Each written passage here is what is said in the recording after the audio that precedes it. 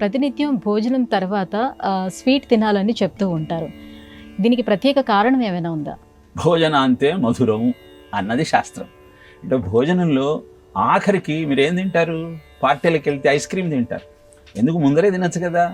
నిజానికి ice cream తినకూడదు, బెల్లం ముక్క తినాలి. శాస్త్రం చెప్పింది అది. ఎందుకంటే బెల్లంలో ఐరను, కాల్షియము, పొటాషియము ఉంటాయి. ఇవి అగ్నిశక్తిని పెంచి వాతపిత్తాలను తగ్గిస్తాయి.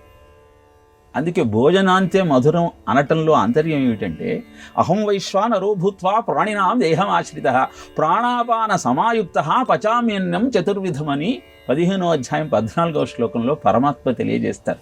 నేనే అందరి జఠరాశయాలలో వైశ్వానరుడిగా ఉండి 4 రకాలుగా పచనం చేస్తున్నాను. భక్షము, భోజ్యము, లేహ్యము, చూష్యం.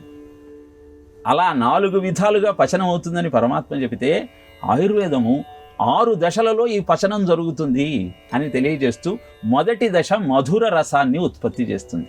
ఈ మధుర రసం వల్ల కఫం పెరుగుతుంది. ఈ కఫము జీర్ణక్రియకు దోహదపడుతుంది. అందుకని ప్రారంభంలో కూడా కొంత మధురం స్వల్పంగా స్వీకరించాలి. ఇలా పెరిగిన తరువాత ఆఖరి దశలో 6వ దశలో కటురసం ఉత్పన్నమవుతుంది.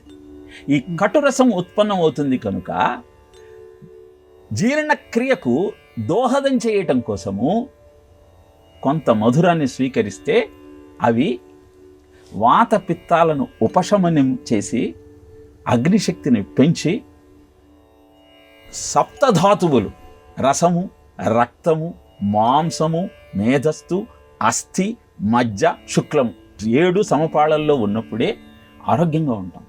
దానికి అవసరమైన పోషణను ఇచ్చేది ఈ మధురం. కారణం కఫం పెరిగి చక్కగా జీర్ణక్రియ పక్కగా అవుతుంది కనుక. ఇదే విషయాన్ని 2025వ సంవత్సరంలో జర్మనీలో ఉన్న మాక్స్ ప్లాన్ ఇన్స్టిట్యూట్ వాళ్ళు తెలియజేశారు. బీటా ఎండార్ఫిన్ అనే ఎంజైము పెయిన్ కిల్లర్గా పనిచేస్తూ జీర్ణక్రియను అద్భుతంగా ముందుకు కొనసాగిస్తుంది.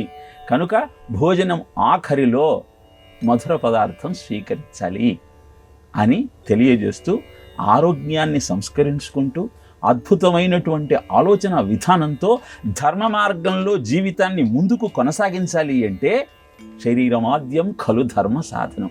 ఏం చెయ్యాలన్నా శరీరం స్వస్థతతో ఉన్నప్పుడే కదా. మనం ఏం చేస్తున్నాము? ఔషధమైనటువంటి బెల్లాన్ని పక్కకు పెట్టి విషం లాంటి పంచదారను స్వీకరిస్తున్నాం.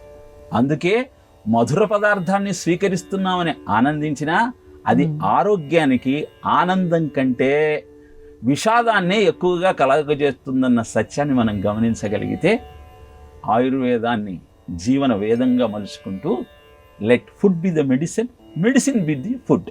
నీ ఆహారమే నీ ఔషధంగా మారి నీకు ఆనందాన్ని ఇచ్చే సాధనం అన్న విషయాన్ని మనం గుర్తించగలుగుతాం.